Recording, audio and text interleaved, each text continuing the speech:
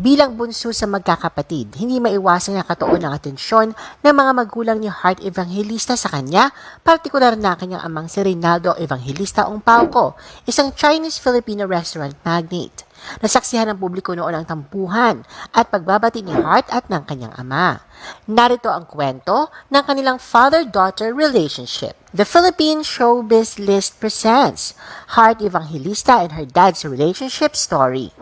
Overprotective father. Sa isang panayam noon ay bahagi ni Hart ang pagkakaroon ng strict parents na lagi niyang kinocomplain. Anya bata pa lang daw siya at hindi pa pinapasok ang mundo ng showbiz ay ganun na ang daddy niya sa kanya. Ilan nga raw sa natatandaan niya ay hindi raw siya pinapayagang magpunta ng mall kapag walang kasamang yaya at hindi siya pwedeng basta-basta na lamang lumabas ng kotse. Pero ganun pa man ay naiintindihan naman daw ni Hart ang pagiging istrikto ng ama nung kanyang kabataan dahil sa alam niyang para sa kanyang kabutihan din ito at kitang-kita niya ang proteksyon at pagmamahal ng ama sa kanya. Hart's conflict with her dad. Dahil na rin sa pagkakaroon ng striktong mga magulang, hindi nakatakas si Hart sa pagiging mahigpit ng mga ito sa kanya. Naging bukas na aklat niya sa publiko ang naging hidwaan niya sa mga ito, lalo na kung may kinalaman sa kanyang buhay pag-ibig. Matatandaan na naging kontrobersyal noon ang samaan ng loob na magitan sa kanila ng kanyang pamilya. Partikular na ang kanyang butihing ama sa naging relasyon niya noon sa aktor na si Jericho Rosales. Ayon pa kay Hart, walang partikular na inayawan ng ama kay Jericho at nilinaw na ever since pa man daw ay ayaw na talaga ng kanyang ama na artista ang para sa kanya kahit daw sa dati niyang naging karelasyon na sa showbiz ay ganun daw ito. Inamin din ni Hart na nung mga panahong wala silang komunikasyon ng ama ay tinigil na rin daw nito ang pag-monitor sa kanyang mga proyekto at iba pang activities. Umabot na 3 taon bago tuluyang nakipag-ayos si Hart sa ama at anya ang nagtulak sa kanya na gawin ito ay upang ipaalam sa ama na mahal niya ito at she's sorry, no more, no less. Sobrang sarap anya sa pakiramdam na muli niyang makapiling ito at makausap. Hart cried over father's letter on her wedding day.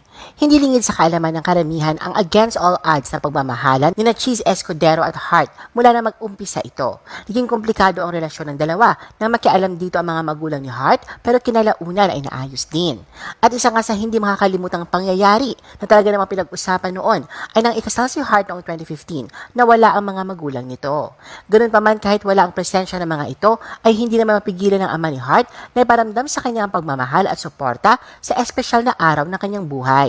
Katunayan, nagpadala ito ng isang sulat para sa kanya at sa mensahe ng ama ay hindi maiwasang maiyak ni Hart na mapakinggan ang nilalaman nito. Hindi man idinitalya ni Mr. Ongpauco ang dahilan kung bakit hindi siya nakarating sa kasal, inamin nitong ang totoo ay nais niyang makapiling ang bunsong anak sa araw ng kasal nito. Base sa sulat, hiniling din niya na alagaan ng mabuti ng senador si Hart. Sa huli, nagpahiwatig ang ama ni Hart na darating ang tamang panahon kung kailan magiging maayos din kung anumang hindi pinagkakasunduan nila at ng kanyang mga magulang. At sa YouTube vlog ni Hart noong April 2021, makikita ang magandang relasyon ng ama at ni Cheese. Kinuha na rin ni Hart ang pagkakataong ito upang itanong sa ama kung bakit hindi ito dumalo sa araw ng kanyang kasal. Dito nilinaw ni Mr. Ongpauco na hindi naman sila naging mag-aaway ni Cheese at aminadong pinagsisihan niyang hindi siya nakadalo sa kasal, noon pa sana ay nagkaayos na sila ng senador. Heartfelt moments with her dad. Sa lumipas na panahon at sa kabila ng hidwa ang dulot ng magkakaibang desisyon at pananaw sa buhay, ay pinatunayan ni Hart at Mr. Ongpauco na maaaring ayusin ito. Na lahat ng sugat ay maghihilom sa takdang panahon at kailanman ay hindi mawawala ang pagmamahal nilang mag-ama sa isa't isa. Patunay nga na magandang samahan nila ang palagi ang pagbibigay pugay ni Hart sa ama, lalo na sa espesyal na okasyon. At sa Father's Day campaign ng isang soft drink brand noong June 2020, naglabas ito ng special video kung saan tampok sina Hart at Mr. Ongpauco na pinamagatang Heartfelt Times with the Family. Nagbanding sila sa pamamagitan ng pagluluto habang pinagkikwentuhan ang mga magagandang alaala nila, lalo na at certified daddy's girl si Hart. Kwento ba ni Mr. Ongpauco na noong bata pa si Hart ay talagang mahilig niya itong umarte. Noong nagtayo raw siya ng restaurant, singing cooks and waiters, ay nagulat na lang daw siya na lumalabas na lang si Hart at sumasama sa mga kumakanta. Ayon naman kay Hart, ang kanyang ama yung hindi tipo na sobrang malambing, pero pagdating sa pagluluto ay dito binubuhos o pinapakita ang pagmamahal sa kanila. Maliban dito ay napagkwentuhan din ng mag-ama ang ups and downs ng kanilang relasyon, lalo na at may kinalaman sa buhay pag-ibig ni Hart. Dito ay binalikan ni Mr. Ongpauco ang naging pag-aaway nila noon ni Hart na anya umabot pangarap ng 3 taon na hindi sila nag-uusap. Pagbubunyag pa niya na ang nobyo nito ang lagi nilang pinag-aawayan na nung una ayaw niya kaya hindi tuloy siya nagpunta sa kasal ng anak.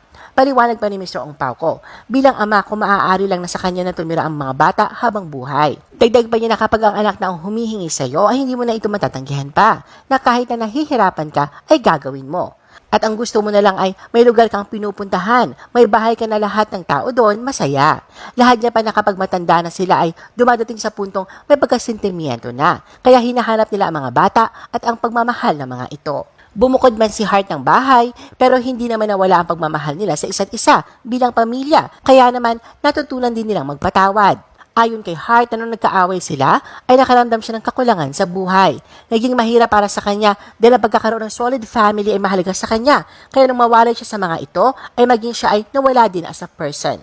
Naging pasalamat niya rin na sa lumipas na panahon, ay tuluyan na naghilom ang sugat na dulot ng nakaraan at anya, mas lalo pa silang naging malapit ng ama at gumawa ng panibagong memories na magkasama.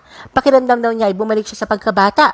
Kaya isa daw sa siniguro niya ang pagkakaroon nila ng araw-araw na komunikasyon. Sa lahat ng pinagdaanan, isa sa naibahagi ni Hart ang kahalagahan ng pagkakaroon ng oras sa pamilya. Daddy's girl. Kahit na aminadong may pagka-protective ang ama at sa kabila na naging alitan nila noon, ay hindi naman ikinailan ni Hart na always daddy's girl siya. Katunayan sa mga social media posts ni Hart ay mapapansin ang palagian niyang pagpapahayag ng pagmamahal at pagbibigay pugay rito. Kalakip ang mga throwback photos sila magkasama lalo na nung kabataan niya. Kahit na pribadong tao ang ama at ilag sa harap ng kamera, ay nakukumbinsi pa din ito ni Hart na sumama sa kanyang YouTube vlog. Katunayan, dito una nagsimulang mapansin ng netizens ang pagiging cool dad ni Mr. Ong Pao ko, kung saan ay makikita rito ang kanilang bonding moment na pagluluto, na bakas ang pagiging malapit nila sa isa't isa. At kahit na busy sa trabaho si Hart, ay sinisigurado niya na magkaroon sila ng quality time ng kanyang ama. Katunayan, isinilarawan ni Hart ang ama bilang sweetest and most thoughtful father she could ever ask for. Maliban dito ay bukas din si Hart sa pagsasabing first love niya ang ama. Anya ito ang unang lalaking kanyang minahal buong buhay niya. Naroon ang unconditional love and support nito sa kanya sa kabila ng mga challenges na dumating. Isa nga sa binalikan ni Hart noon bilang pag-alala sa kabutihan ng ama sa kanya na hindi niya malilimutan ay nung panahong bata pa siya kung saan ay nakatira pa sila sa ibabaw ng kanilang restaurant noon.